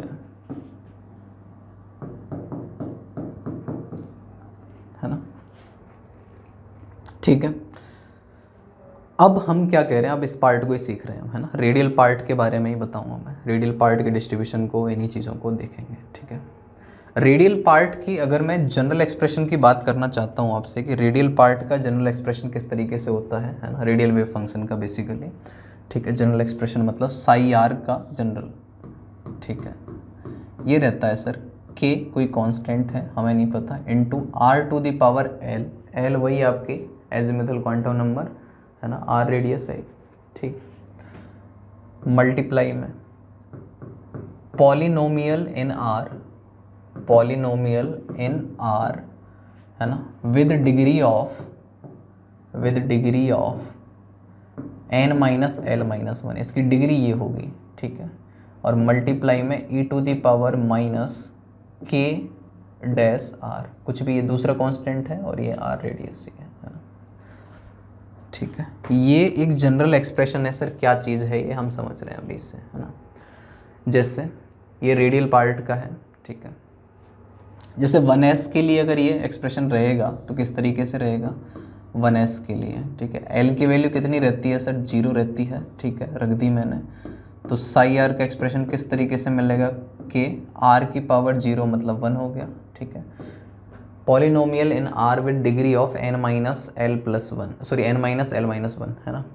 तो l की वैल्यू 0 रखी, n की वैल्यू 1 ही है, ये हिस्सा, ठीक है, ठीक है, कुछ नहीं आया यहाँ पे, कांस्टेंट बिल्कुल। तो ये e to the power minus K dash R, इस तरीके से एक्सप्रेशन आ गया साई आर का, ठीक है। तो जब मेरे से रिलेशन पूछा जाएगा कि 1s के लिए आप ग्राफ प्लॉट करो साई आर वर्सेस आर में, तो आप कैसे बता दोगे सर, आप कह दोगे जो e to the power minus X का ग्राफ आता है उसी तरीके से आ जाएगा कि नहीं आ जाएगा, वैसा ही आ जाएगा। और यहीं पे ये आपसे अगर पूछा जाए कि सर साई स्क्वायर आर में और आर में रिप्रेजेंट करो, ठीक है, तो साई स्क्वायर आर क्या आ जाएगा सर, इसका स्क्वायर कर देंगे तो थोड़ा सा और स्टीप, ठीक है, कुछ इस तरीके से आ जाएगा ना, आसान है बिल्कुल। ऐसे ही करके हर एक के केस में ग्राफ प्लॉट करना है, ठीक है। साई स्क्वायर आर क्या था आपके पास में, प्रोबेबिलिटी डेंसिटी है ना। एग्जाम में सिर्फ आपको ये एक्सप्रेशन याद रखना है, इस एक्सप्रेशन को लिखना है और बाकी मैथ से पूरी की पूरी। आप ये नहीं रटेंगे कि इसका क्या एग्जैक्ट क्या एक्सप्रेशन था, क्योंकि आपको प्लॉट बनाने हैं या फिर प्लॉट आइडेंटिफिकेशन के लिए आएगा कि Sai square r versus are बना के दे दिया आपको, या पूछ लिया कि 3s के लिए कौन सा ग्राफ होगा इनमें से, या 2s के लिए या 2p के लिए कौन सा ग्राफ होगा, ठीक है। एक और पढ़ते हैं हम, 4 pi r square psi square r versus r, इसको बोलते हैं इस टर्म को 4 pi r square psi square को, है ना, रेडियल प्रोबेबिलिटी डिस्ट्रीब्यूशन फंक्शन। क्या है सर ये, रेडियल प्रोबेबिलिटी डिस्ट्रीब्यूशन फंक्शन, ठीक है। अब यहाँ पे यही सेम है, इसी के लिए 4 pi r square psi square are versus r अगर ग्राफ प्लॉट कर रहे हो तो क्या मैं ऐसे बता सकता हूँ ये इस तरीके से ग्राफ आएगा, ठीक है। क्यों आएगा ऐसे, क्योंकि आपने साई स्क्वायर आर ये इसका स्क्वायर किया, उसमें 4 पाई आर स्क्वायर से मल्टीप्लाई कर दिया, तो जब आर 0 होगी फंक्शन की वैल्यू 0 होगी। यहाँ पे आर 0 होने पे फंक्शन की वैल्यू 0 नहीं हो रही थी, तो इसलिए ग्राफ यहाँ से स्टार्ट नहीं था, ये ग्राफ यहाँ से इसलिए स्टार्ट है, ठीक है। यही तो है यार, गणित है। अब ये मत पूछने लगे ये कैसे बन गया ग्राफ, है ना।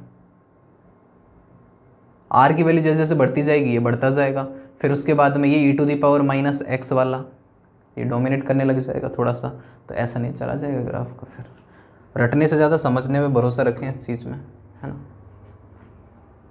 ठीक है सर। जैसे ना ऐसे ही मैं अगर बात करता हूँ आपसे कि 2s के लिए सर चीज़ें लिखो, 2s के लिए साई आर क्या लिख दोगे सर, के आर की पावर l मतलब तो 0 हो गया, अंदर पॉलिनोमियल इन n minus L minus 1 degree में, ठीक है, इन टर्म्स ऑफ r। तो क्या आ जाएगी सर, l की वैल्यू तो 0 है, ये 0 है, n की वैल्यू 2 रख दी आपने, तो क्या आ गई, 1 आ गई, 1 आ गई, नहीं आ गई डिग्री, तो डिग्री 1 आ गई, तो मतलब a plus B R type कुछ होगा अंदर, ठीक है। और क्या आ जाएगा यहाँ पर, हाँ जी, e to the power minus K dash R, ये एक्सप्रेशन आ गया। अब इस वाले के लिए इसका ग्राफ प्लॉट कर लो, है ना, इसका ग्राफ प्लॉट करो, ठीक है। वही तरीका सर वापस से, साई आर वर्सेस आर ये वाला, आर अगर 0 होगा तो ग्राफ का नेचर कुछ इस तरीके से यहीं से स्टार्ट होगा, ठीक है ना, ग्राफ का नेचर इस तरीके से चलेगा। साई आर की वैल्यू 0 होगी, ठीक है, तो जहाँ पर, अच्छा एक बात बताओ, हमने नोड में क्या बात बोली, नोड क्या है जहाँ पर साई स्क्वायर आर 0 है, ठीक है, ये 0 है अगर, है ना, साई स्क्वायर 0 है, इसका मतलब साई भी 0 होगा, ठीक है। तो ये वही जगह है जहाँ पर एक नोड है, यहाँ पर ये नोड है, ठीक है ना। उसके बाद में नेगेटिव टर्म डोमिनेट करने लग जाएगी और इस तरीके से ये ग्राफ आ जाएगा। जैसे जैसे डिस्टेंस पे जाते जाएंगे जो वैल्यू है वो कम होती जाएगी, इसलिए ये छोटा वाला ही है, यहाँ बड़ा वाला है, ठीक है, ये प्लस ये माइनस, इस तरीके से ये दिखाने का तरीका है, ठीक है मैथमेटिकली, बस थोड़ा सा समझने का तरीका है ना, पूरी मैथ्स है और कुछ नहीं है।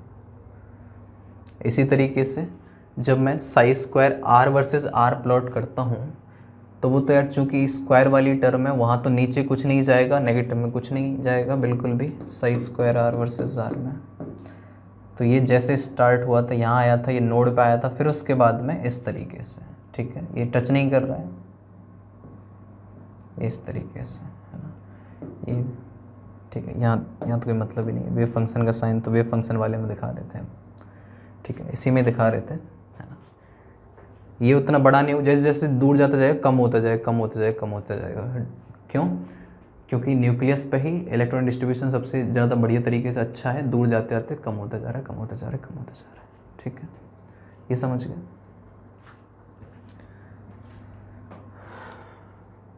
वही वाला सेम 4πr² साई स्क्वायर वाला, उसको थोड़ा अलग भी बता दूंगा मैं, उसको अलग रहने दो थोड़ा सा, ठीक है, उसकी अलग बात कर लेंगे। ये क्लियर हो गया। ऐसे ही करके सब के लिए बनाने हैं हमें, हर एक के लिए बनाने हैं, ठीक है। ये क्या है? ये नोड है, ये नोड को ही रिप्रेजेंट कर रहा है, ये नोड को ही रिप्रेजेंट कर रहा है। ये बात समझ में आ गई? मैथमेटिकल एक्सप्रेशन के साथ में किस तरीके से हर एक के लिए मैथमेटिकल एक्सप्रेशन लिखो और फिर उसके लिए ग्राफ आप प्लॉट कर सकते हो, है ना। जैसे 1s के लिए ये इस तरीके से ग्राफ बन रहे हैं, ये मैंने बता दिया आपको बनता कैसे है। बनता वो जो मैथमेटिकल फार्मूला आपके सामने है, एक जनरल फार्मूला बेसिकली क्या है, k r⁴l इंटू मल्टीप्लिकेशन में polynomial in r with degree of n-l-1 multiply में e⁻ माइनस में k'(r), ठीक है। उसी को ही उसी सी सब चीज़ आ रही है। 1s 2s का मैंने बता दिया, ठीक है। 2s वाले में ये चीज़ समझ में आई, ये कैसे आई? अच्छा, इसमें आप चीज़ समझो, ये जो रेडियल प्रोबेबिलिटी डिस्ट्रीब्यूशन फंक्शन है ना, रेडियल प्रोबेबिलिटी डिस्ट्रीब्यूशन फंक्शन, इसमें नंबर ऑफ मैक्सिमा जो होंगे किसी के लिए भी, नंबर ऑफ मैक्सिमा जो होंगे आपके वो बराबर होंगे n-l के, जैसे यहाँ देख लो। और ये क्या है?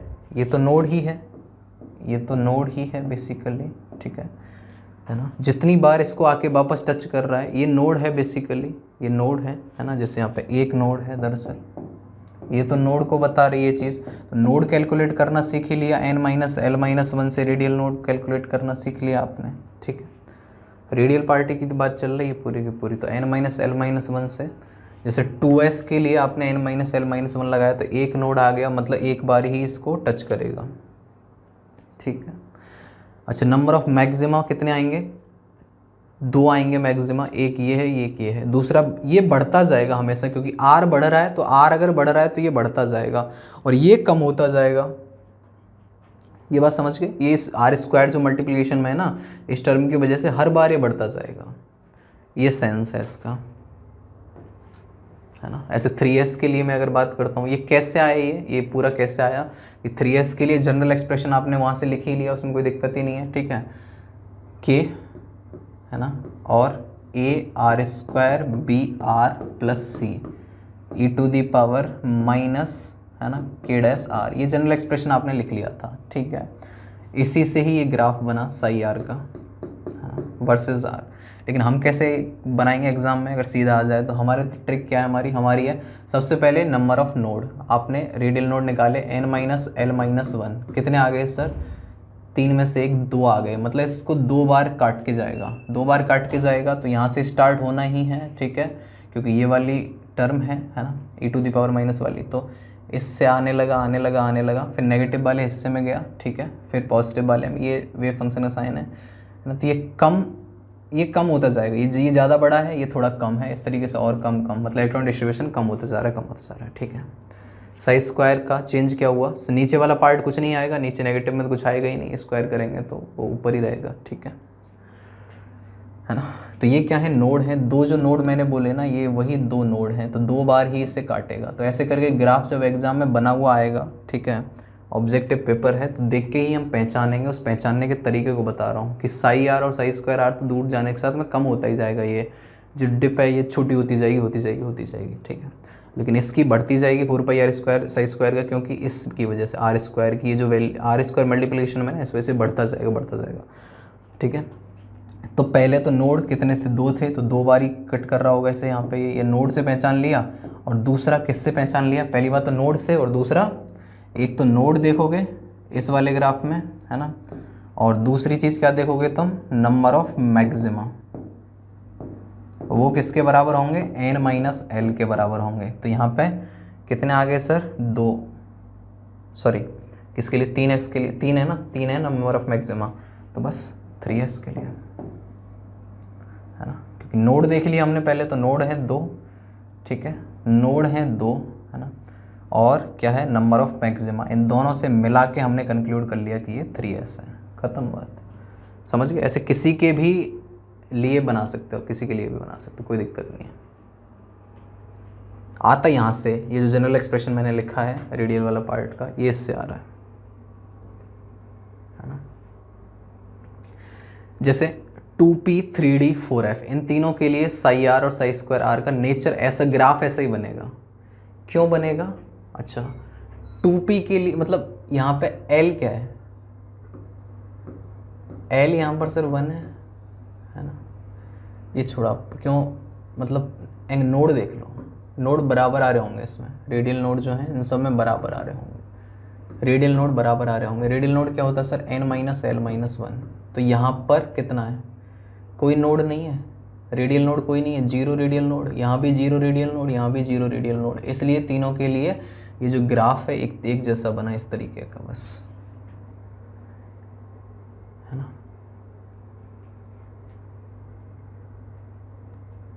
समझ गए।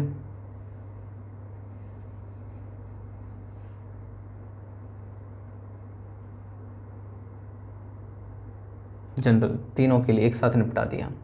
ऐसे ही 3p 4d 5f, इन तीनों के लिए एक ही रेडियल नोड है, इन तीनों के लिए एक ही रेडियल नोड है, तो एक्सप्रेशन इस तरीके से आ जाएगा, एक रेडियल नोड, ये एक रेडियल नोड है, एक रेडियल नोड है, ठीक है। मैक्सिमा देख लो, 2 मैक्सिमा आ रहे होंगे इसमें, तो इसलिए मतलब ये एक रेडियल नोड है और दूरी एक साथ में कम होता जाता है, कम होता जाता है, कम होता जाता है, ठीक है, साई स्क्वायर आर का। अब इसी में ही बात कर लेते हैं 4 r स्क्वायर साई स्क्वायर वाला, ये इनके लिए सेम बनेगा 1s 2p 3d 4f, क्योंकि इनके लिए नंबर ऑफ मैक्सिमा सेम है, सबके लिए नंबर ऑफ मैक्सिमा सेम है, ठीक है। n-l क्या है सर, 1 है, एक एक मैक्सिमा है, इसमें सब में 2 मैक्सिमा है, तो इस तरीके से समझ गए। ये 2s 3p 4d 5f के लिए 4 जो रेडियल प्रोबेबिलिटी डिस्ट्रीब्यूशन फंक्शन है उसका ग्राफ वर्सेस r सेम बनेगा, इस तरीके से बनेगा। ये बात समझ में आ गई, इसकी और प्रैक्टिस कर लेना, ये जो लास्ट वाला टॉपिक है ना, कर सकते हैं, क्या दिक्कत है, क्लियर हो जाएंगे और ज़्यादा चीज़ें। तरीका वही है, आपको एग्जाम में क्वेश्चन देगा, साई आर वर्सेस आर बना के दे दिए 4, ठीक है, और पूछ लेगा कि इनमें से कौन सा 3s के लिए है, तो आपके दिमाग में 2 चीज़ आनी चाहिए, क्या, साई आर वर्सेस आर दिया है, ठीक है, पहली चीज़ तो नोड कितने हैं, नोड से आइडेंटिफाई कर लोगे, और दूसरा जनरल एक्सप्रेशन से आप आइडेंटिफाई कर लोगे, ठीक है, बात समझ में आ गई, है ना। और जब भी दे दे radial probability distribution function versus r, तो यहाँ पे क्या करोगे आप, यहाँ पे नोड की बात करोगे पहली चीज़ तो, और दूसरी बात क्या है सर यहाँ पे, हाँ जी, 2 चीज़ बताइए, मैक्सिमा, नंबर ऑफ मैक्सिमा से, नंबर ऑफ मैक्सिमा n-l से देख लोगे, ख़त्म बात, क्रॉस चेक किया, आंसर आ गया। तो इस तरीके से हम बहुत आराम से आंसर निकाल सकते हैं, ठीक है, क्वेश्चन प्रैक्टिस कर सकते हैं आराम से। चलिए जी।